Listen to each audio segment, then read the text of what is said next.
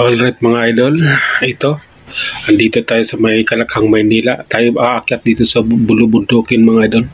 Flyover, papunta tayo ng Luton, Plaza Fair. Okay, ito yung kalsada rito.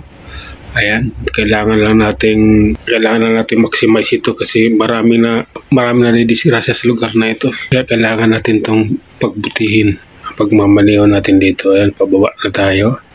Tayo naman, yung dati post office yung sa kaliwa, yung nasunog. Tuloy-tuloy lang tayo mga idol. Kailangan natin to.